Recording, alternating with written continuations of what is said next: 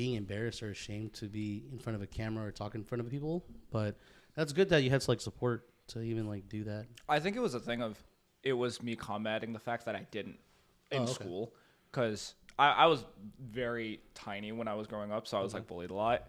Not crazy bullied, but like bullied enough where it's just like I was being made fun of. So it was a thing where I would be practicing in front of a mirror and I'd do like movie monologues or some bullshit like that. Wow. But it's like that's good, dude. Yeah. I do appreciate it now. Oh yeah. I thought it was so cringe when I was younger, but I was like, oh man, I look so cool. I'm doing like the whole monologues for like Star Wars. Like, what, dude? Well, have you always wanted to be a software engineer or be in that industry? I gotta be honest, yeah. Really? I think it's very funny. What was your introduction to that? Yeah. My dad was super into when that first wave of Macintosh like personal computing. Yeah. So he had a bunch like recently. The sidebar. We found an Apple II in his like garbage things, like the Apple II. It's that thing that like almost bankrupted them. But he was one of those hobbyists, so I think he really like put that down onto me. And then he went to school for electrical engineering. Wow. And then he never got to do it. But he was like showing me like all the stuff that he was doing, and so I would be playing like old CD-ROM games, and then I got a Game Boy very quickly, and then. So you've been around. You grew up with technology. Definitely. Yeah, you grew up with technology. You grew up with the understanding or the comprehension of just like. Even if it's not the comprehension, I think it's the want for comprehension, which I do think is like. It's something that I find frustrating when I'm trying to talk to people about it because it's like they want to have this tech and they want to know like means to an end. Yeah. Like, don't you want to know how this stuff works? Isn't that like not interesting to you, dude? When I met you, you're just the way you articulate the things that you were talking about. When I first met you. I knew you were a very interesting person. Wow. And that's a very, it might be flattering, but that was real because I was just like, wow, man, like, especially like you grew up in the East Coast and you, I don't know, we just hit it off right when we met each other. Yeah, I agree. But it was the way that you were just so passionate, the way that you were articulating your thoughts and ideas, but you're absolutely right. Like when people have technology in their hands and they're not able to comprehend or understand the front end and the back end of everything that happens. But yeah, what is that like? So like besides that, when did you actually start putting things in your own hand? Did you have like something that you tinkered with, or did you? Yeah. So there was so much garbage in the house, which is perfect. It's so Filipino, perfect. Yeah, it's so perfect. Dad will just have a box. It'll just be out. Just be motherboards like, everywhere. Just take this apart. I really wish I was into it more, honestly. Like I wish I learned soldering when I was younger, but that's something I'm trying to do now. But yeah, it really was one of those things where it's like I'd have some busted up watch and then mechanics. Damn, I might have to come with you man for the next one, bro. It's not some crazy stuff. It's just like just some old Casio, but it would be like, oh, okay, so this spring goes here and this thing goes here, and so it's funny that like I had a very hardware upbringing to the thing, and then I'm like, oh wait, but that seems like hard, like, but software. All I need is my keyboard, and I seemed cool, and I watched The Matrix, and that's what Tank does. So I think that was the path where I just like, but the tinkering aspect I think is something that gets lost with some people who like start in software. They don't like big part of it, curiosity. Right? Is it a big part of it? I agree. I think it's like a huge thing of like you need to be kind of curious about like how this is working. So when you're like a software engineer, do you have? I mean, there's levels to it. Like, is there like? You know, when you go into like the electrician field, there's like you're green and you have to move up the ranks. So, like, are you just like you get out of college and then you're a software engineer, or do you have to go through the levels, or there's like certifications, or like it's funny, like you're a green foot or something like that? Like growing up, like before high school, you see like software engineers and you think it's like a very like tradey job, like you know you apprentice into it and then like someone teaches you how to do stuff like that. When I got into high school though, the rhetoric around it was very like we were already getting into that like .com bubble off the thing, so it was a lot of like people who were like they don't really have traditional schooling that came with it, so they were like trying to break into it and they don't have like that level of hierarchy or level of structure. And I think ultimately that was a good thing for the industry, but now it's me getting into it now, it's this very nebulous like experience has its like ups and downs about like how much it's respected within the industry. So you'll have like these people who come in and they're like, they used to be called ninja coders when I was coming up, and now they're like, oh man, it's not a derogatory term either. No, not at all. They were like, oh, we need a coding ninja. We need someone that can do everything, and we want someone like that off the rip. Okay, you know what I mean? Okay. So that was the jack of all trades kind of. Yeah. Okay. They wanted the jack of all trades right away, and then you wouldn't have like that. You would have mentors within certain companies, and granted too, I did not go in the startup rabbit hole, especially because I wasn't here. I was on the East Coast, and I feel like East Coast, a lot of the software engineering there is huge corporations. So they'll have like these tiering systems, but they didn't want you to act like you were a junior. They wanted their juniors to be like super out the rip. You need to know like there's no junior level kind of thing. Right. You get paid junior wages though. Yeah. And I don't know if that's a union based kind of industry as well. Too. Fingers crossed. Right. Well, I was gonna say, even with being a software engineer, I always thought like you bring up the Matrix a lot, but I was associated with like that underground, just like hacking kind of thing. But like, I mean, there's good money to it, but I also think that it's a. I don't even know where to start. I'm not asking you to like, explain like what software engineering is, but like if you could kind of, how important is it now? Well, also I don't want to dive into the AI thing, but how important is it now in this moment in time? Like being a software engineer, how important is that? I really. Like someone still has to push the button, right? Definitely. You're right. Definitely. Someone has to figure out what the button does. Right. And I think there are a lot of people who want to push the button without knowing what it does. And so that's where the importance of having a real understanding about like what software engineering is, or just being in like IT in general, just being in information technology. Right. The importance of it comes with, it's part and parcel with the understanding. Right. You need to have at least someone in your chain knowing what's going on, how stuff is being used, how data is being used, so that when someone is pressing the button, it does what you want it to do. Dude, I'm telling you right now, every time I press that button on that camera, I'm just like, will someone figure that out when I press that button and then an image happens on that screen but stuff like that. It's like, crazy that someone figured that out, right? And I just always wanted to be that person, right? And I don't find myself being that person all the time, but I think the pursuit of wanting to be like, oh dude, how the hell does that work? And then you just go and then you figure it out. Damn, what's the first class for software engineers? Like, they want you to do hella math, which is funny because dude, I'm not. That's the they call them weeder classes. You said weeder, like to weed them out. Oh, like, weed. Yeah. Okay. Like a filter system. Yeah. So like filter out. It's hella math first, especially if you're in a high school that didn't value computer science is like it is. Now I will say, if you're in high school and you're learning like a lot of computer science, like that's great, but like why would it be in the curriculum like heavy-handed? Like I do think it is very important to like know the stuff. So they weed you out with like a shit ton of math. But then when I got into college, it's about learning. The big one is data structures and algorithms. That's like the big class where you need to understand how to visualize data in certain ways so that whatever you are building or whatever like is interfacing with the thing that you need to build, there's a efficient way to like categorize data. Because at the end of the day, it is ones and zeros, which is crazy to think about. But it's about peeling back those layers of abstraction so that it makes sense to somebody. Yeah. Damn, that's blowing my mind. I knew it. If I ask these questions, I'm like, I'm gonna be just thinking about my whole life. Here's the thing. I've been in it for a while now, and even on like some non-imposter syndrome stuff, even though I have like crazy imposter syndrome, I still am like, what the hell am I doing? Oh my god! Right? So you still get shocked? Oh, for sure. You get okay. So what are some big mentors? Not mentors, but people that role models in the industry that you see, or that you. I like okay, so if you told me like photography or video and all that stuff, I have like a range of people that I look up to that I could say like storytelling by Daniel Arnold or Trevor Weissman and like a lot of East Coast people. But is there anyone that you like? He's revolutionary. He's the guy. He's interesting. World renowned. I don't know. So. Yeah. I think so. You. Through the schooling route, they love to go historical. So they're people like Ada Lovelace, like the first people to like actually be like in the computing space, and, like, understanding stuff like that. But I think the one that I like really solidified that I wanted to do this as a career. In high school, we got assigned reading from Cory Doctorow, and he is someone who talks a lot about the consequences of like what tech does in the world. And so he had this book called Little Brother. Like as an opposite to Big Brother, like right. No, I got it. Yeah. Right. It's right when you said that, I was like, I can see that. And so it was about.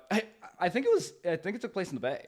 I do think it took Little place Brother. In the Bay. Yeah, Little Brother took place in the Bay. It's these 4 kids, and they were like doing it was like a digital scavenger hunt. There is a term for that is escaping my mind right now, but like there were people who were versed in like being in like these online spaces, and they had unfortunately found themselves doing this digital scavenger hunt when a terror attack happens in San Francisco, and then the government links those two and they get taken to Guantanamo like on some real shit. Oh shit. And so the book is very much like the what's possible with getting really into tech, but how it can be used against you.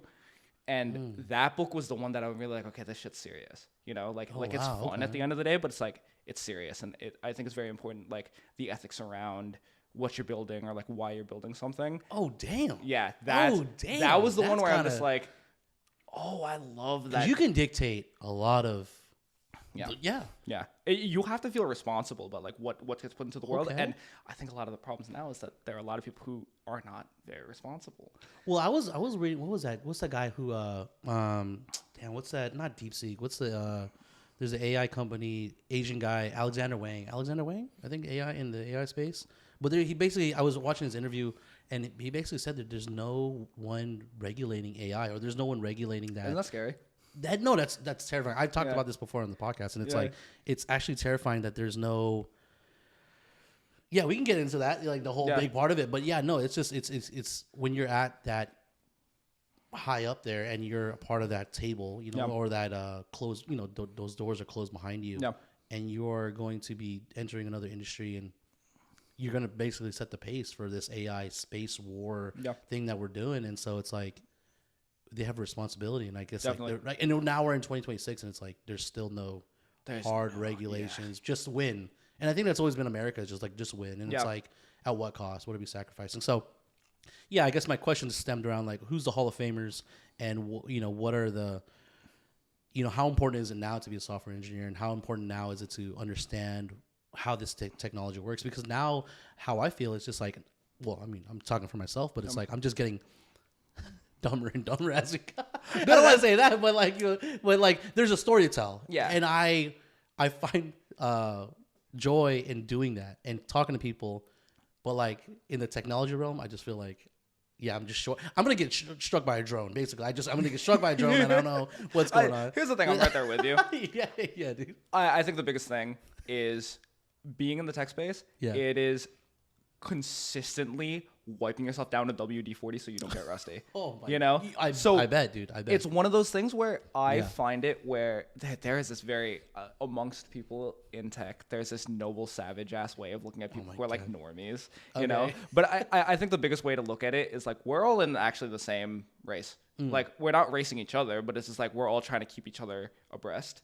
Yeah. And I like that. I think that. Being in tech, it's very important to consider yourself. I like considering myself a trade in the sense where it's just like I'm doing a service for people.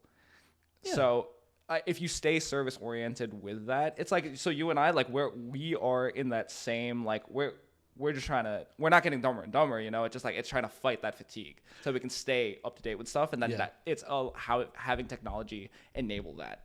No, but I feel like you and I are in different spaces. Like you are, how these things work. And like we live with so much technology. And I feel like the people I talk to, they're just like, yeah, let's just get that. But also not understanding the value, how the ins and outs. And so, I just wonder like, man, maybe I should take like a fucking coding class, like 9-week coding class, There is something to be said about like, you don't even need to get into it to like, I do like Code Academy.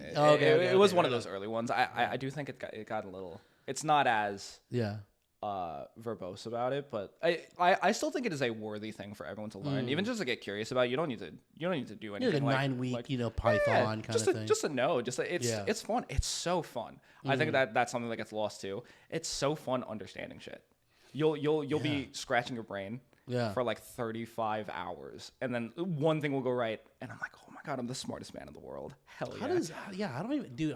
We have this thing at where I work at, and we have classes for like little kids that just like do the minuscule, just like make this rock move, and they do like the coding stuff, and I just look at it, I'm like, wow, that's so intriguing to me, but I also don't know where to start. I don't know.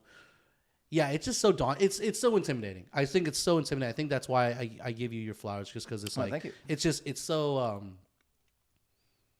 Yeah, it's kind of hardcore, dude. It's kind of hardcore to put like to apply yourself like physically. You take care of yourself, mentally you take care of yourself, emotionally you take care of yourself. But then like to really put yourself like your brain to the fucking test. And then, I don't remember the last time I did that, man. I think that was kind of one of those things where, but also like when you're in that space and you're tackling an assignment or maybe a task, is there a lot of prep work that you do like on your end? Do you have like just fucking bananas and like yogurt, but is there like you like prep yourself up for? There is. You talk to a lot of these tech people. They want to be very analog. So I do think there is still very the people that you talk to and they're in these spaces and they want to dive right into. Does that make sense though? Like that makes sense. 100%. Where the process of like still writing things down, like actually understanding the thing, like what we were saying about layers of abstraction earlier. Yeah. Ultimately, every problem is the same. Where every problem is the same. Okay. The problem solving aspect of it, that's the job. The job is understanding and peeling back these layers of abstraction so you can just get to the core fundamental issue. And then you're solving backwards from there. It's just the language in which you're solving it. But ultimately, like the act of problem solving is the same. So like when you're talking about like these kids coding and moving the rock, that's in Scratch. So you have like those building blocks of like code. Other languages are just like that, but much more difficult, so that it's understood in a different system. But ultimately, we're all just doing that. We're just trying to get the rock to move. So the democratizing factor that comes with getting into tech or like being even enthusiastic about tech is really aligning yourself with the problem solving I want to say like ethos, if that makes sense. I mean like okay, like let's say you're building a website and then you're compartmentalizing all these tasks, I'm assuming, right? So I guess that you're just trying to it's problem solving because website. But you're also trying to find the problem, I guess, right? Too, or there's not like a fucking this is not working kind of thing. It'll come if your idea, like you just need to have a concrete idea first of like what you want to do. Because at the end of the day, is also like, especially in website building, there's a creative aspect to it. And then the problem solving comes as you go because you know what your North Star is. Yeah. I've been on Squarespace one time and I was like trying to make a website and then there was like this whole division of like, if you can code your own, website and it's like C++ and I was like, I don't even know how do you like these numbers to creativity to, I don't know. It's just so daunting. It's just so interesting to me. I think that, that's another realm, and also that's why I want to talk to you just to kind of understand this part of how important it is and what kind of, now is there software engineer is the base level or can you be like a CEO and just a software engineer? Is there like levels to it? Like definitely. Yeah. So you'd have like you said junior and senior. You'll have like your junior software engineer, software developer. The verbiage is different even between countries. For example, like in Canada, you can't just call yourself a software engineer willy nilly. You actually need to be accredited for that. In America, you can call yourself whatever the hell you want, and that's exactly why there's so many of these like job titles, but they all kind of do the same thing. So it gets a little democratized here, for the better or for worse. But there's junior, and then you have your base. You have senior, and then they have like what they call staff level, where it's just like you're the guy that they go to because like they know that you're going to stay on for a very long time, and then you start getting into like then you're like really in, and then you start going into like all these like different realms of like that's when you start to specialize. A lot of the time when you find someone who's been in the industry for a while, it's because they've niched themselves so much that they're like, we have this very specific, let's say even for like infrastructure, like we have this very specific problem with our Kubernetes cluster. We have a Kubernetes guy for that, and that's why that dude's been here for 15 years. Right. Yeah. Okay. So you start off very generalist, like we were saying, like they want that coding ninja right? And then your staying power in the industry is very much like you get nicher and nicher and nicher and nicher. Damn. And then you just become like the guy for X. The guy for like, oh my God, this dude, he's the GOAT at centering a div. That's Okay, I don't know what the fuck it is, but like how many? Okay, so like let's talk about a company like Google. Like how many software engineers do you think they have under there? I mean, I have no like I can't even. And I'm sorry, maybe this is gonna be more. But I don't understand how important it is. Or like now you're saying everything's a niche and there's different departments and there's probably like 8 software engineers for one department. I want to say things like Google, Apple, Meta, like the big boys, they can afford to have like 30 to 50 people working on one feature. Not even like a product. Like they'll have 30 to 50 people working on one like feature. Like you update the latest iOS. I did. There's probably like 30 people on that. And, and I still can't get this fucking thing right. And it looks awful. And it looks and feels awful, but it's just like, thanks, Apple. But there's 30 to 50 people working on that, and there is some guiding philosophy to be like, how do we make this UI worse for everybody? That's not for real, but like, I get it. So it is one of those things where that's where a lot of the size comes in, because they can afford to. They could just throw people at the problem. But layoffs are happening because they want to have less people work on less things, because then they don't have to pay as many people, and that's where like AI comes into. But in big companies like that, you can throw a lot of people at one problem, whereas like in the startup realm, you'll have like, let's say 50 to 100 people in like a bigger one, or like even like 8. I've met a lot of people that just wear multiple hats, and but there's like and then just code anything. It's just like, oh crap, this is our problem right now. Because everyone needs to put in the work. Yeah, exactly. And I have zero visibility on that. That sounds crazy, because I've always worked in these very big companies. Got it. Where you'd throw like 6 or 7 people at like one problem. Now, are you saying as a software engineer, is it more of a team based kind of thing, or is it more of like a, you have to be able to do all these things? Does that make sense? I don't know if that. No, yeah, definitely. I'll say, when you are a junior, there is this very solitary, like you need to, it's expected that you can kind of hold your own, and then you get checked on every so often. As you get higher and higher, they're expecting you to be more team oriented. You need to know like how to collaborate over like Git pages and stuff, and making sure that you are very communicative about like what you're doing, where and why. Right. But I think very early it's like they want you to be this very solitary like island in the sun, and then more and more like you like connect to like build these bigger and bigger things. Yeah. No, it's scary, man. I think it's super daunting. I was gonna wonder what was the most important thing. Well, like now just going backwards, like how. What was the not support system, but like what was the thing that like got you ready for success? Like what, like into college and kind of like not buttering you up, but like the foundations part of it. Like what was that? What does that look like? I was blessed to be able to go to private institutions my entire life. Okay. So it was always this thing of like that very Asian success of like, well, you're just gonna go to school and eventually you'll find like a well-paying job. And I didn't feel that level of pressure from my parents, but it definitely was the undercurrent of like, well, I always just knew that it was going to be this thing. And I felt lucky that I was the type of dude where it's just like, oh, not only am I, I have this level of expectation for myself and my parents set for me, but the thing that I am interested in is lucrative. Right. So the support. So win-win. Yeah, exactly. The support from parents, the support from teachers, and I tell them I'm just like, I'm trying to get into technology. Oh, wow. So you didn't like. Okay, but I knew you were already vocalizing. Definitely. Yeah. From a very 3 years old. I was like, dude, I just want to work with computers any way that I can. Wow. And then software engineering was just the guy that was coming up. Got it. While I was going on, so I'm like, okay, perfect. Nice. Yeah. So I'll just get into computer science, and then we'll go from there. And so for me, I was lucky enough; it was never a question. Wow. So the support came easy because everyone was just like, oh, look at you. Like, now, do you have family or friends that are in the industry like right now? Like, did you get mentorship going into it, or did you? I have my godfather was doing like more IT work for like government contracts down in Virginia. Okay. And he would be the person that I would be talking to a lot growing up for this when I was much younger. And then when I was getting into high school and stuff like that. But no, a lot of the people are in a similar boat where they'll be like, okay, you're a software engineer, but like, what do you do? Like, that's really cool. It's like, what do you do? God, dude. So I'm so sorry, dude. No. I love answering stuff like that. My problem is I'm just like, I don't know if I can give you a satisfying answer. You know what I mean? Because at the end of the day, it is. They ask me what I do for work, and I'm like, I do problem solving. And then they're like, what the hell does that mean? I'm just like, well, it means whatever it means for the day.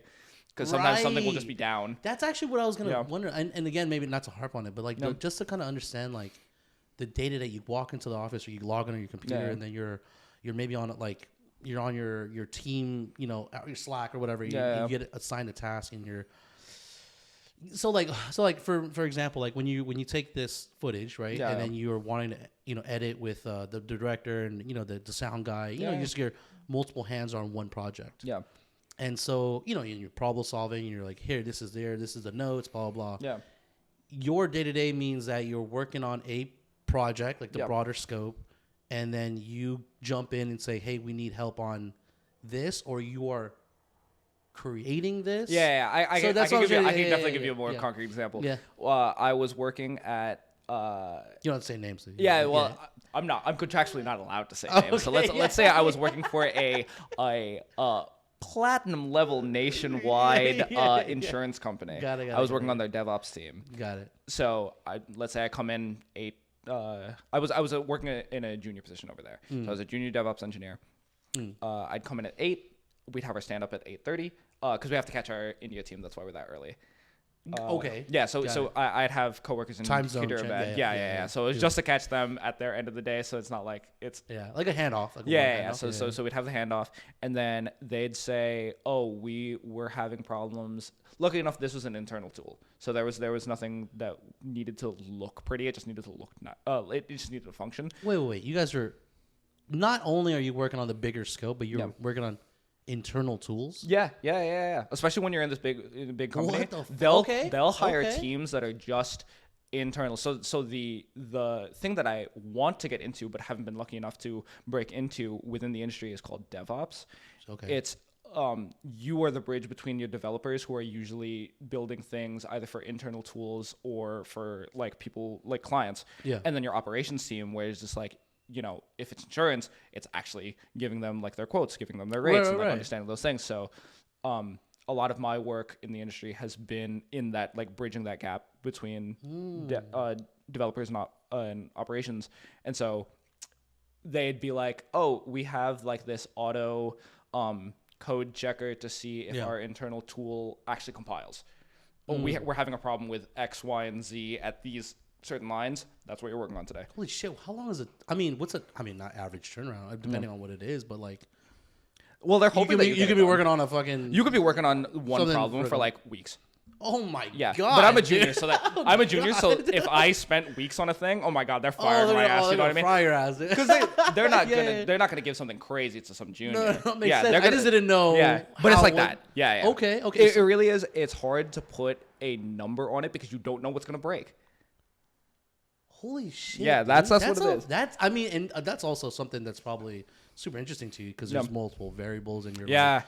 And there's a slight beauty to the unknown. I'm assuming, right? Too. Yeah. That's the make or break for people who get into it. It's just like, do you enjoy not knowing what the hell is going to go on at work today?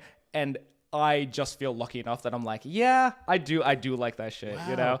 Yeah, I mean, there's a part of the adrenaline rush. Like when I was obviously in the military, right? Yeah, kind of, you know, you're on salary base, so you have no idea when you're going to get a call, or you know, you have to make sure that you're there in formation at a certain time. But also, like, you know, when I was working on documentaries, right, just carrying a camera around, there's a certain adrenaline, right? You kind of like roll with the punches. You kind of like try to understand and problem solve as well. But there's only certain variables that you can control. Exactly. So like, I mean, for me, like even in this setting, right, like doing this podcast, like the iPad not being charged, like fuck me, you know, like, you know, but stuff like that. But then you kind of roll with the, you know, and so that's kind of, I didn't think about a lot of unknowns or a lot of factors. I did not know that you lived in that kind of space. It's the mercenary work of it all. Like, do you enjoy being a mercenary within your own company? You got to be a little, not insane, but you got to be a little. There's something there. Yeah. There definitely is something there. No, but the industry, this is kind of a silly question right now, but it's like, well, because you work with a lot of project managers, I'm assuming that kind of put the framework and kind of timelines together. Yeah. So, you try, you know. Right. They certainly try to sell something to ops, but like, whether or not it's doable, it's like, it depends on the day. No, but I mean, I would assume that a software engineer in general has a lot to say, right? Or no, it's not. It's just more of like a cog in the machine kind of thing? It's funny because I think a big conversation that's happening in the industry is just like, what is the preferred software engineer, because when you're in startup, they do want that very verbose, like I'm coming in there, I'm a rock star, I'm gonna just start coding some stuff that you didn't even think you needed, right? You know, and they enjoy that kind of problem solving. Whereas where I'm more accustomed in these bigger companies, they do want a cog in the machine. It's just like, we need someone that's like, you're the guy for this. I want this done in like 3 days. You know? Oh, wow, dude. But the conversation is shifting to where it's just like, okay, so what's like the platonic ideal of that? So you'll find people in different camps. I find myself in the camp of like, man, I love being a cog. Like you'll just give me time constraint. You give me the problem, and then it would be like, throw everything you got at it. We're hoping that this is done in 3 days. Yeah, but there's definitely not there's not a unifying factor there. Like you'll if you ask like 10 different people in my industry, you'll get 10 different answers. That's for sure. But I think because of the way that it's so technologically based, people love getting philosophical about it.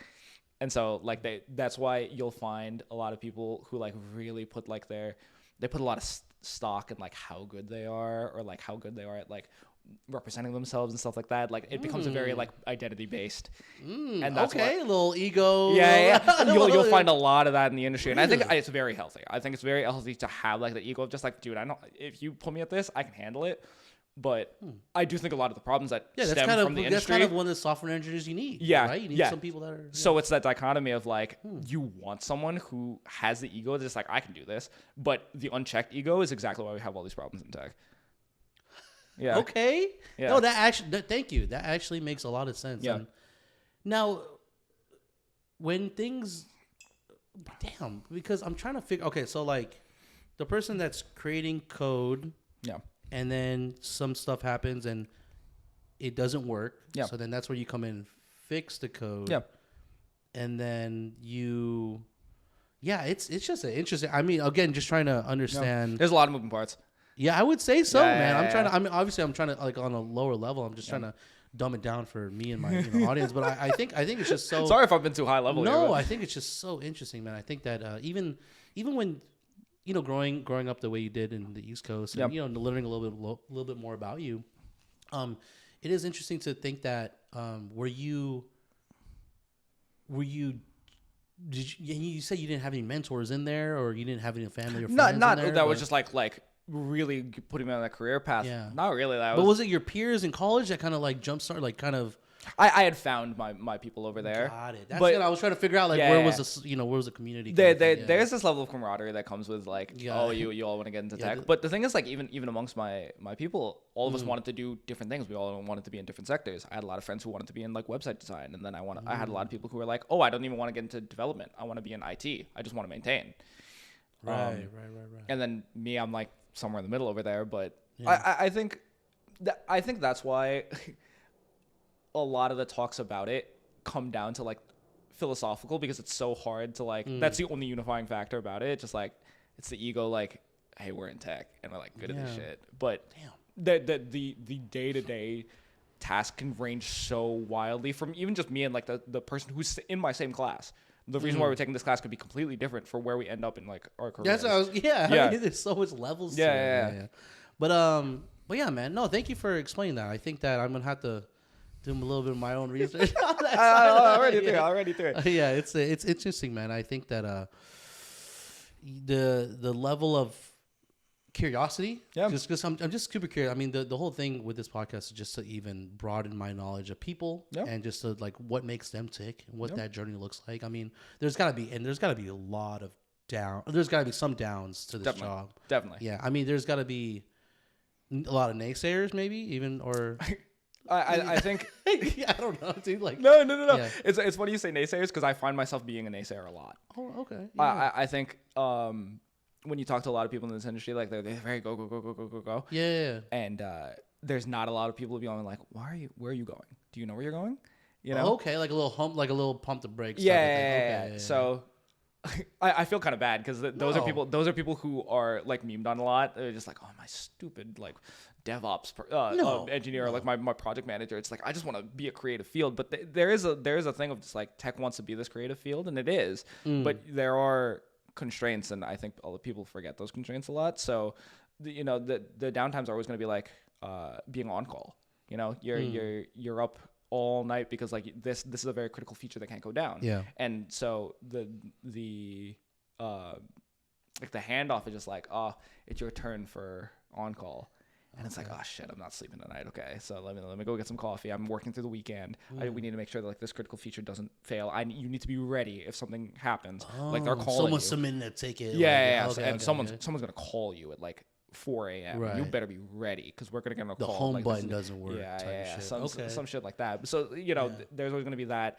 You want to be in this creative field, but there are things that you need to do. And this is another example where your project manager is gonna be like, hey, we need this done in like 3 days. And I'm like, there's no way that's going to get done in 3 days. But we can't convince the upper brass that it's not going to get done in 3 days. So you have to deliver something. Damn. Yeah. And then it's up to them how they want to sell it. But it's like they're expecting something from us, you know? Right. So it's not hard. It's hardcore. Yeah, it is pretty. Is it like your job's on the line every fucking task, or is it like, dude, I don't know, man. No. Yeah. It feels it. It really does feel it sometimes, especially when you're a junior. And you're not delivering on a level that they want you to deliver because no one's like even hiring juniors. So if you're lucky enough to get into the ground floor there, they're expecting you to be the GOAT off the rip. So if you're not delivering on these things, and even if those, and let's say the things that they want you to deliver on are wildly inconsistent or like wildly like not in the realm of possibility, you still got to deliver something, you know? Damn, bro. Yeah.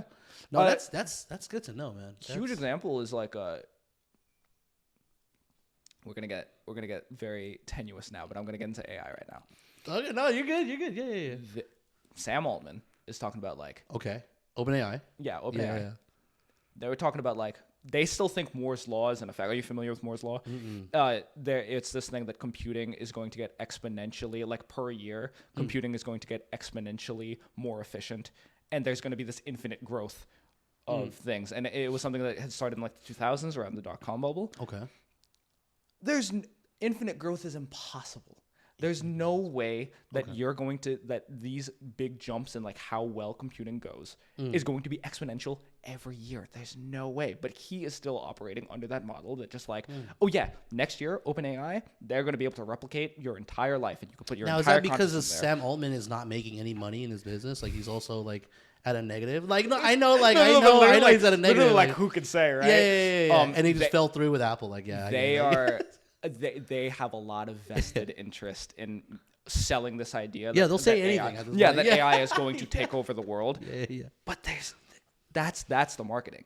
So you're hearing your boss, Sam Altman, being like, yeah, AI is about to take over the world. And then you're an AI researcher at OpenAI and just like, yeah, there's definitely a disconnect. Yeah, we're not close to AGI. There's definitely a disconnect. I mean, even where I work at, and it's like from what we hear from like the upper brass, like you said, and then what's happening on the ground level, and it's like they live in a fairy tale. And that's what I'm saying. And I'm like, and again, I'm not to shit on what's going on with where I work at, but it's also there's a disconnect of communication. No one's talking like, do you really think that X, Y, and Z is working, and why? So, anyways, it's just it's so scary, and also we're gonna dive into it because it's also awesome to talk about. I think that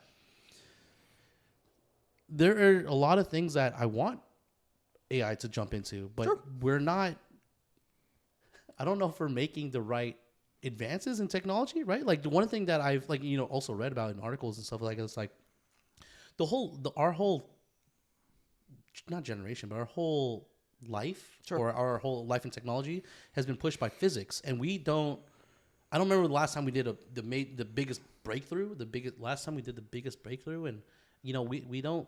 I don't know if there's anything that covers AI in the physics realm and pushing those boundaries. And maybe I'm ignorant, but I don't see that, right? There's always this consumer level, how to make things better on a productive. Yeah.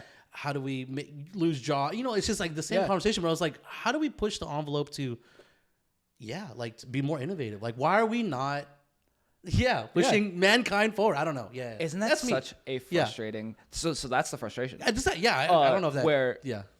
I read it somewhere. They want to talk about like, oh, dude, AI is going to cure cancer and stuff like that. But the news is always, hey, so the new... Fucking sort my emails. I don't want to sort my emails, dude. I want to fucking... Grok, you know, you can ask Grok some bullshit on fucking Twitter. Dude, like, why are we... That's not... Who asked? Yeah, why? Who like asked? Grok, what was it? Grok's last article I read was like Grok was uncovering like clothes off females. Yes, like, and it's like, why is that a feature? Who asked for that? Dude? This is the direction that we want to be going into? That's the frustration of being in tech and just like... I think the thing that a lot of... it's frustrating to have the conversation when you know even a little bit about it, because there are the very obvious naysayers of just like, this shit is not good for humanity. And then there's those super enthusiasts where it's just like, Grok to the moon or whatever the hell. But having the nuanced take of just like, this is actually very... very impressive technology. Oh yeah, and then we're using it for bullshit. We're using it for bullshit. Dude, that's exactly what it is, man. And it's like, it would blow someone's mind if, like, Apple. Dude, I'm not. Yeah, so like even like it's just it's insane to me where we're at. Yeah. And what's like the main focus and where we're just not having that conversation in the medical field, in physics, or trying to be pushing technology into it's a service.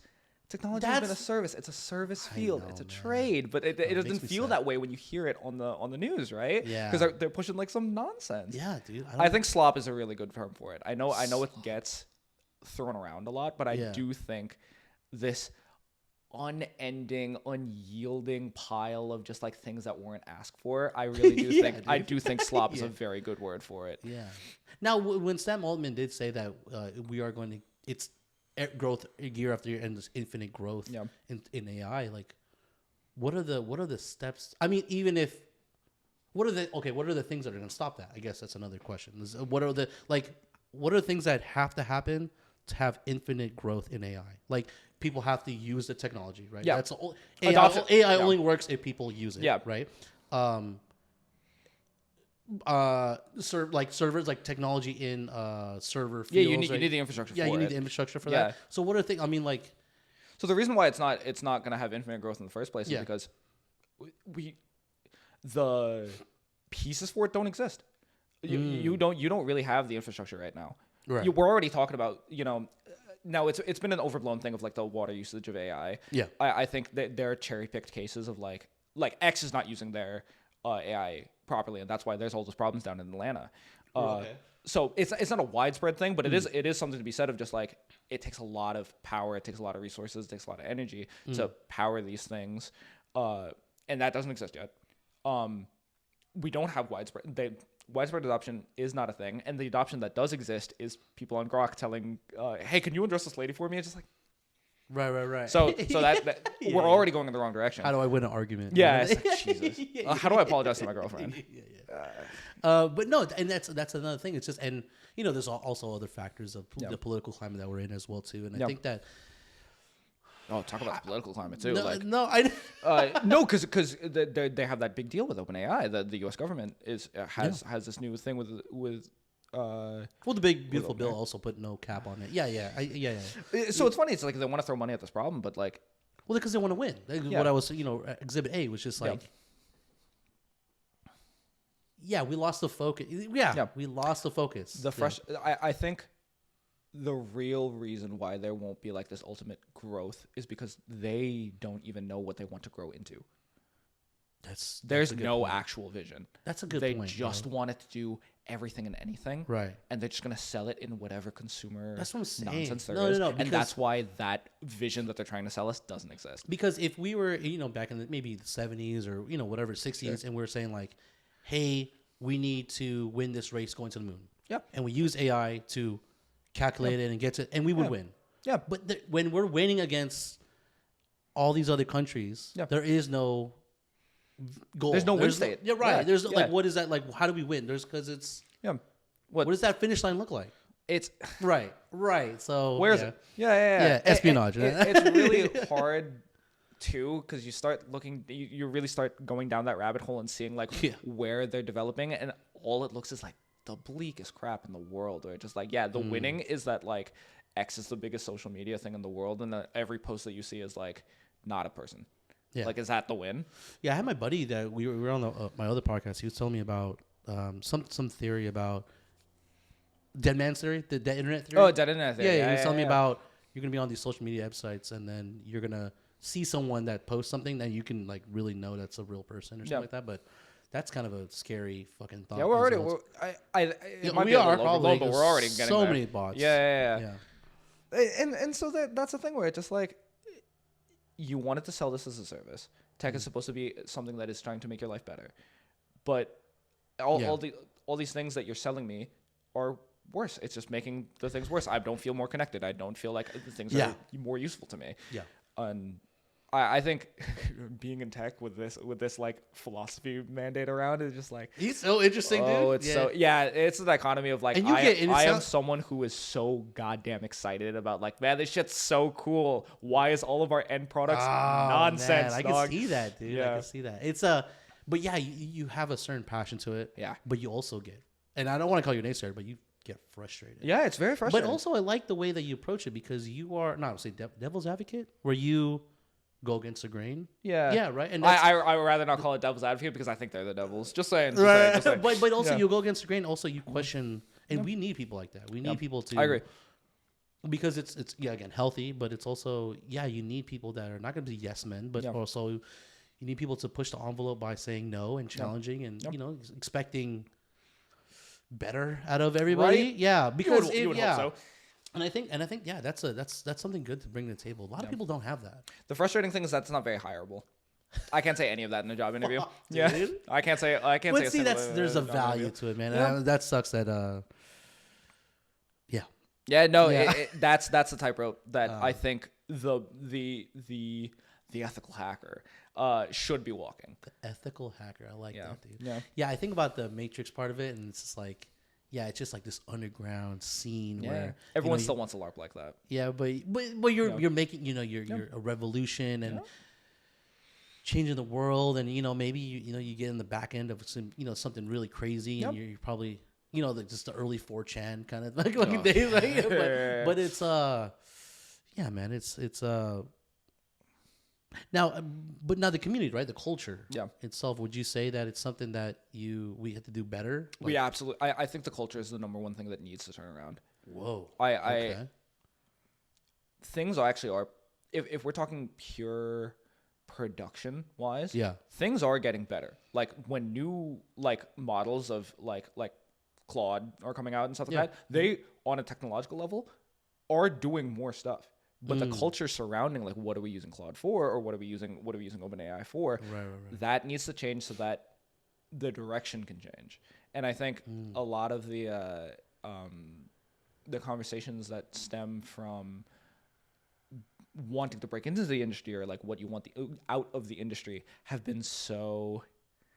Oh man, people are really in it for the money, or they're really in it for they're just in it for the money, or they're right in for the technological innovation is just a means to an end. It's frustrating having conversations with my peers and not having that same baseline understanding of just this shit's cool, because they might not even think it's cool. So my number one thing is you really said that some people don't even think it's cool. Yeah, but the money's there. Yeah. Wow. It's frustrating. But just imagine putting yourself through all that stress. Yeah. And you're just you don't even like the fucking it's thing. The ego. They still get the ego out of it, you know what I mean? Because they could be cracked at it, but they don't care what they're cracked at. No, makes sense. It's frustrating because it's just they probably love being I'm a killer programmer, but they don't see it as a service. They're just enjoy my works. Yes, my peasants, go and feast upon my glorious creation. Versus hey, I fixed this for you.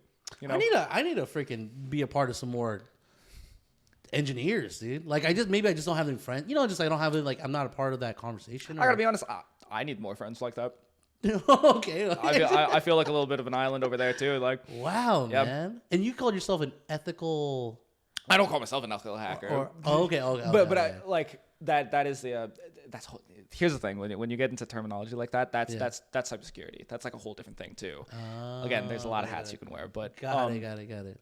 Being ethical in terms of understanding the what and why in the things, I think that's lost on a lot of people and a lot of companies and a lot of corporations. And that's the frustrating thing. And that's the culture that I would like to see changed in my industry. Wow. Yeah. I'm not say the main goal, but what's the, not the end goal either, but like, yeah. 9 to 5, you also said that you like to be the cog and all that stuff, but like being in the 9 to 5 and, having more of a, do you want to be on part of the management? Do you want to implement change, or do you want to be innovative in your work, or do you like the structure of where you're at right now? I mean, I don't know if that's a no. question. I think that's a great question. I think right now I do not find myself to be in a ready for leadership, but I would like to be. Yeah. I would like to be ready for the burden of leadership when it comes around, but I'm definitely I definitely need to cut my teeth more on some shit. I see yourself having that conversation. Yeah. Like I feel it already. Like, yeah. But yeah, I mean, what are some obstacles that you feel like you're not having with yourself? Or I think if I were to critique about like even why like I haven't been able to like book anything yet is I need to challenge myself more on the technological side of things. There is more to keep up with. There's always more. There is always more to keep up with, and I feel like I haven't been keeping up, and that's been my struggle since. Where I'm like the smartest guy I've had on this chair, dude. I don't even know. Like, but okay, yeah. But it really is just like they'll come out tomorrow and be like, that shit that you've been doing for like years like that. We just revolutionized it. You better learn this shit because this is going to be adopted by companies nationwide. And you have to use it with your left hand, kind of thing. Right now, right now, and we're expecting it. Yeah, that's so I think that's the biggest thing of just like you. I can talk about the theory and the philosophy for hours, but if I don't know how to actually do it, I'm fucked. I'm good for nobody, So I mean, even in your state right now, like, there's a lot of development in in technology, like you said. Yeah. Within, is there any things that can you take like a fucking leadership course, or are you like reading any books that kind of like emphasized? I mean, yeah. Or are you starting any of your own projects? I don't know if you're doing any projects by yourself. Sorry. No. It is this thing now of like I'm in an express position where I feel qualified enough to make my own shit. I don't feel like I still need to cut my teeth and like prove myself in the company. Yeah. But I still also want to find myself in these like team-based structures so that I know what it's like in these different sectors. Because I don't know where I want to land yet. The industry is so vast. Yeah. So I don't really know where I want to land yet, but I'm excited to see. And so I've been reading all these books about like leadership within like in tech fields and like how that could be better. I'm reading Gene Kim's The Phoenix Project, which is it's a very DevOpsy book. Like when you're getting into DevOps, that's something you want to like get into. And by nature, what DevOps is, and you're someone who's communicating between people who may not be the most communicative devs in the world, and then operations who need shit to work. Right. Being that bridge, that's where I want to excel. So being able to have those conversations between those type of people and being able to like translate it for other people. And that's why even for a conversation like this, my job, I should be getting better at that. You're doing it great. Yeah, you do. Okay. Yeah. Okay. I can see where you're not sure shortcomings, but I can see that where you. But I that's the eternal battle where it's just like I need to keep getting better on the communicative side, and then where I'm lacking right now is like I haven't been doing dev work recently. So there's been like 3 other things that may have come out like last month, and I'm like, oh crap, I gotta read about that. I need to know. I need to know some basic thing about it. I need to be able to like recognize it when I see it. Yeah. Wow, that's no. That again, thank you. Yeah, it's a lot to unpack, man. And again, I don't know if you have moments to talk about this, especially you have your partner, but also like where's your outlet to express the frustrations of your your industry. I'm actually trying to start a blog. I like that on some like real corny shit, but I would love to. Like I really have been finding myself wanting to write more. So I built a website. Okay. I built a website and there's been a blog in archive for like months now, and I haven't published a damn thing on it. But maybe you know what? Now that I'm making my debut now, I might as well ride this wave, Yeah. So no, and man, I think the key word that you said was like corny, and I think that everything that I do is corny, and but it's also like I've never been in a space where I didn't want to try. I think that I owe it to that kid 20 years ago. I owe it to my daughter. I owe it to, my family. I also owe it to the guy who doesn't even have the opportunity to try. And exactly. It's only corny until it works. Yeah. Yeah. And so that's why, like, with this, it's like, like I've been a part of X, Y, and Z, and I've seen how it can go. The highs are high and then the lows are low, and then creative differences, etc. And then you're like, let's just do it myself. And I, this year I've been wanting to get back into, journalism, and, just kind of, again, what we were talking about offline was just trying to, minus myself out of that and just kind of like formulate my thoughts and opinions on, how this felt. Because then, I don't want to say I can have, my partner read about it, but it's also a good time to reflect. And, a lot of men and again, this whole thing is about mental health, and whole thing about men's journey is that they don't have the time to reflect. They don't have the time to be vulnerable. They don't have the time to, write things down, right? Because a lot of the times the feedback that I've gotten about this podcast was, this was great. I got to talk about my feelings. Yeah. And then for some reason, my friend or my guest will walk away and be like, well, I talk about my feelings, so I don't have to do that ever again. And I'm like, no, whoa. It's not it's a continuous journey. It's not like a... Bro said, Jack, I'm done. Like, no. You still have to, like, yeah, I would love to have you back on, but it's also like, yeah, maybe, in my journalism, right, in my way of thinking or, connecting with somebody is, there's no answer. I want to provoke thought. I want to provoke emotion for then you walk away with something like, yeah, dude, like, yeah, maybe I should write, maybe write that, treatment for that film, or maybe I should start crying or something, like it's stuff like that. So, I hope that you have an opportunity to, check out the podcast, but also the idea is just like, men's mental health and men's journey is never really glamorized. And I think that's so sad because, I was in the military. I've internally held so much resentment or fear and thoughts that crumble me, but also like the resilience that I have. So so I think that I hope for you that you get to be vocal more about that, because I mean dude, you're just hearing the way you talk and the way, but also like community is such a big part of it. It's so scary because you have friends and then you also don't know the intentions, right? And then it becomes kind of skewed with things that are in front of us. So I don't know. And honestly, it's like, even the skewing, I can't even blame them because they're probably going through the same thing of just like they don't know where they can be vulnerable. Right. And so you hear like outlets often. And I have not had, like, you don't understand how good an outlet is until you have one. Dude. It's so dangerous to have this goddamn mic in front of you. Like, whoa, I feel so cool right now. You know what I mean? So, but there's a level of like, damn, I do feel heard. And we were saying offline as well. It's just like, I feel like we're great friends, but like we've only known each other, like we've spoken like 4 times prior to this. But there, when you have that kind of outlet and you find someone that you can like really connect with on that level, man, that's not common for dudes. Yeah. I think there's a socialization to be very guarded about that.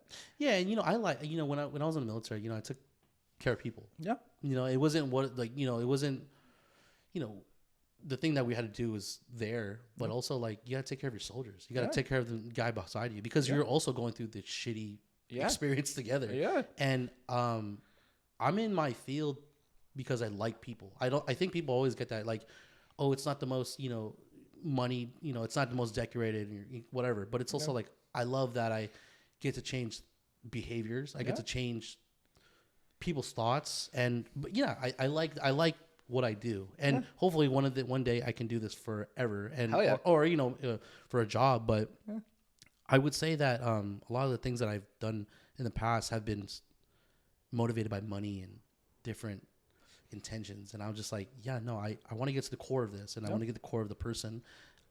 So if I had a million hours in the day, I would fucking interview everybody. But it's really interesting to even get someone like you in this chair and to, I don't know, just to hear your story, how you came up. And now there's more questions. I hope that hopefully you can come back. I'd love to. God, I'd love to.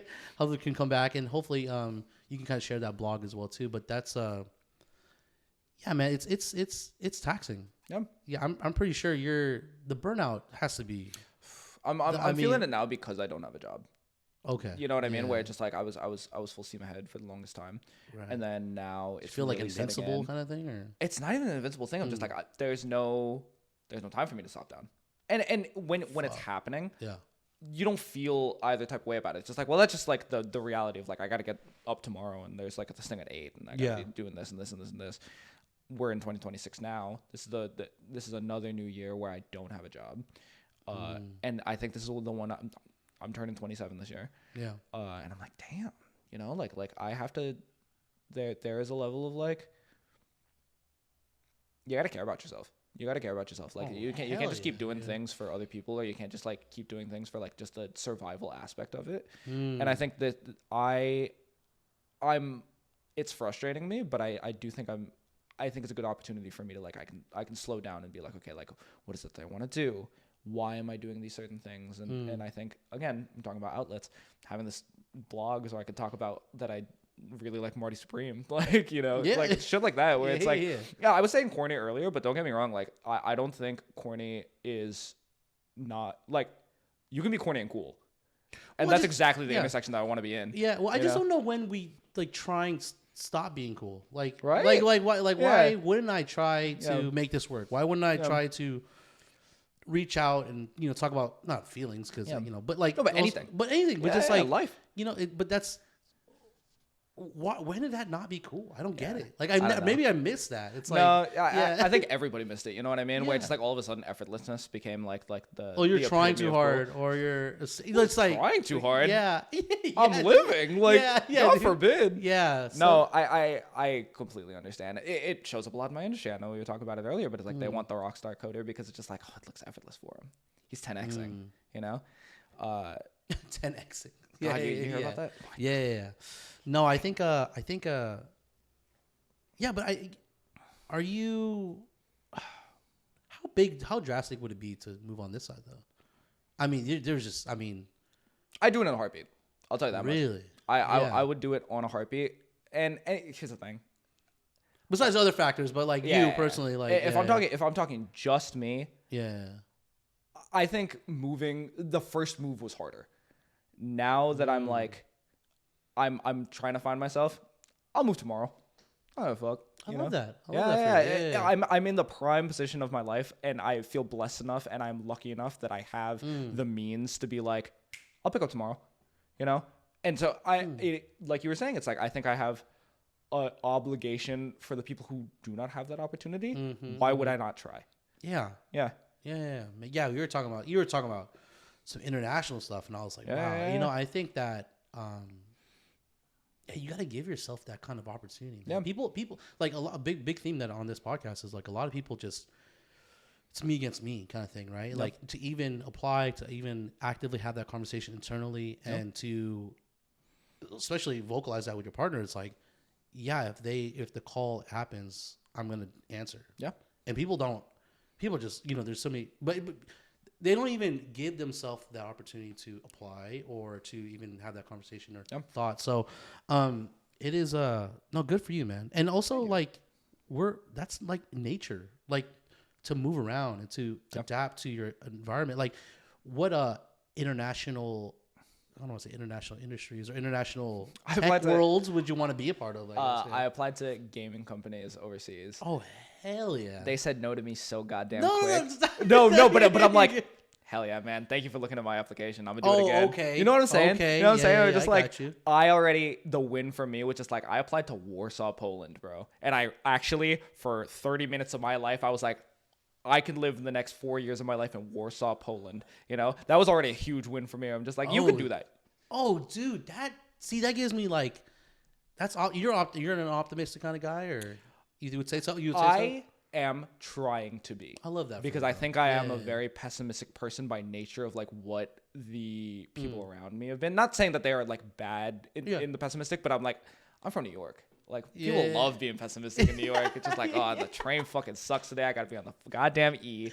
It's not the bitterness, but it's It's that rough It's that Brit. hardness. Yeah. And I love that. I would never want to get rid of that from New York or myself, but I want to really challenge myself to be like, I'm gonna wake up tomorrow. That's that West Coast type shit. Yeah, I gotta be a real dreamer. No, you know? that's good, dude. I've always, for me, I've always wanted to be on the East Coast, man. I don't know what it is. I had some opportunities to go over there, and it's just like what I always tell when I was working in film as well, moving over there. Just no one holds your hand. Yeah. No one. It's nice though, right? That's what I'm saying. Yeah. And people like that really want to grow. Not want to grow up, but like that really want to go through it. Yeah. I don't want to say it's American dream, but that's it. Yeah, it's good for the soul. That's what I'm saying. I'm gonna rip some shit from my Yeah. my icon, Brennan Lee Mulligan. He is this dude who runs this D&D podcast on Dropout. Okay. He's very famously from New York. And he said, like, it's so good for the soul to be in New York because, like, you will go there and then you'll be in your hotel room. Let's say you're visiting. You'll be in your hotel room. Yeah. You're going to walk outside. Someone's going to be having the worst day of their goddamn lives. Yeah. You're going to see some couple arguing from the fourth story of something, and then you'll arguing down to the bottom. You're going to walk into a bodega, and you're going to see someone take way too long with their sandwich order. And you can sit there and be like, wow, I'm not the center of the universe. That is so nice. And that's like the beauty of New York. Yeah, it's like you get to see like everyone else's narratives and just like there's stories everywhere that you're not even a part of, and that's how beautiful this world is. And I think the denseness of New York really it like it pushes that to the forefront. I'm not saying that can only happen in New York, but the denseness of New York makes it so that it's like you're forced to confront it every single day. No, it is a when I first went to New York, probably but it was definitely before college. Yeah, but there was just like everything that's gonna happen outside of your doorstep is none of your business. Just just keep it moving, dude. And I don't know, I'm okay with that. Yeah, and also like I think that's just so interesting, man. Yeah, I think it's funny that we wanna do some trading spaces here where I feel that's like actually what I was thinking. I need that West Coast optimism, and you're feeling like that East Coast like. No, I got soft, man. Dude. I got soft. No, listen, you can always sharpen yourself back up. Yeah. I think that's what it is, man. I think there's a certain grit that I've lost. I mean, look, like, I hope that when people like listen to this podcast, you can kind of like see where like my development has been with being in the military school, with relationships and all that. But then it's also like having a family and know how all this blessings is just you kind of lose that, and that's why I started podcasting. I started picking up the camera. I started. Just want to hear more stories and write more, and but you also kind of lose that element of what makes you tick. I think that's what it. This is a creative outlet, and yeah, man, I would say that's one thing too. I just need to be more creative this year. That's another goal that I'm trying to put myself into, is just be more creative. I'll join you there. Write a little bit more and kind of put yourself out there. I think that's the one thing too, is just putting myself out there. I get so much. I learned so much about myself hearing people's stories, and I just need to take my advice. I don't know what the fuck, like I just need to take my like I'm in the moment, I guess, and I listen back to it and I post it, and it's just like damn, who said that? Yeah, right. Yeah, this was fucking. They're smart as hell. This guy that just like stood out there. So yeah, I mean, I accomplished it last year. We're just staying in front of a camera. Absolutely. And then this year, I just want to be more creative in writing and just kind of. Yeah, it's soaking it in, but maybe more analog. I don't know if I. Yeah. So that's. You have all the time in the world to figure that shit out. I've been saying that, dude. I'm fucking 32, and I'm like, yo, I gotta. I know, young as hell. I know. I gotta stop.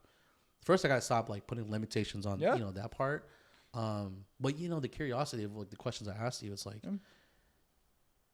technology's been there. I just never even wanted to understand it. Yep. I read articles. Obviously, this is in my nature to be up to date, but it's like, what is the first step in this whole software technology thing? That's why I just wanted to ask you, like, what does a day-to-day look like? What does that feeling look like? So, but yeah, man, it's well, first, I hope that you make your way on this side soon. Definitely. Yeah, I hope that you come back for the podcast as well too. And it's I'll fly for it. I don't give a fuck. No. Hopefully we take this on the road. What's two things I want to ask you? So two things is, where would be the ideal place to be at internationally with a job? If internationally, where would because I know you just recently came back from Japan, so I just wondering if like. Was that your first time in Japan? Or? That was my first time in Japan. Okay. Was that? Oh, well, sorry. It wasn't my first. It wasn't my first time in Japan, but it was my first time like solo travel. Like I'm not just with my parents and I'm pulling on their sleeve. You know, like this was my first time with me and my partner, and we were like actually planning out our shit and like we were going, and like I felt like a big boy, and it was great. Just tap to pay for everything. You know, my God. And then money's not real over there, dude. The yen is not a real currency, and that's so dangerous. It is, dude. It really is, man. Hey, shout out Japan. Yeah. Shout out Japan, dude. And hopefully you guys don't close your borders because I know it's getting a little froggy out there.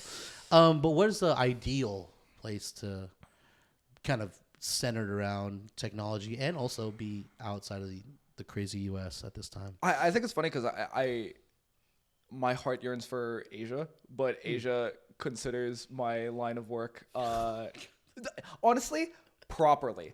It's just a regular job over there. You're not getting like that huge lucrative things over there. It's just a job. I was talking to a friend of mine, and I'm not saying they're shitting on you, but it's no, definitely not. You're talking to unnormie, and it's like you're blowing my mind. Sometimes. What do you think? But okay, yeah. So like, what I would think is properly valued, like his partner is from South Korea, and they were having discussions of whether like did they want to live in the States or did they want to live in South Korea, and his job is like half as valued over in South Korea than it is over here, and he's way smarter than me too.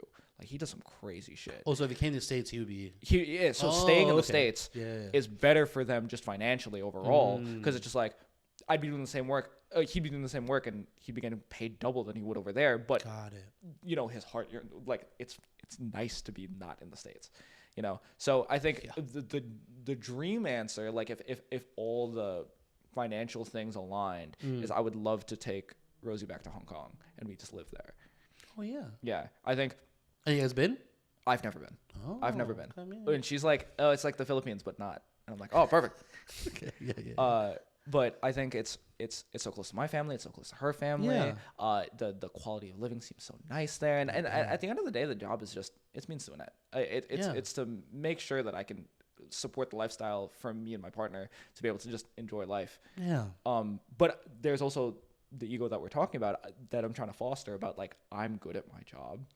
So it's that thing of just like if I'm over in Asia, I'll be doing a great job there. I don't think I wouldn't be doing a great job there, but it's not as valued as it would be here. So the middle ground is, you know, I'm applying for like game dev stuff in Warsaw. That's it's like the good middle ground. I would be having a new experience. My partner, she's so sweet. She'll be like, "Oh, we can go anywhere as long as like." I love that for you guys. I really do. She is.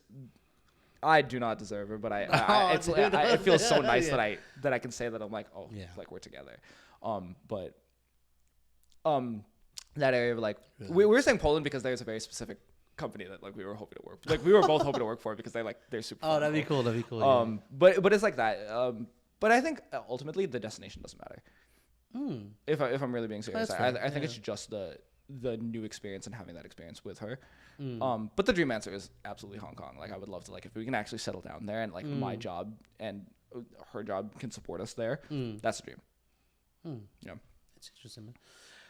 It's interesting. I like that answer. I think that first I would want you to go there to see the culture and kind of we're definitely gonna go regardless. Oh, okay, right on. Yeah, I think that's I think if I had to do this job anywhere, I think it'd probably be Japan or it'd probably be Europe as well too. I think that it's just more of a I think, but states wise, where would you want to stay at? Like besides, I gotta be coastal.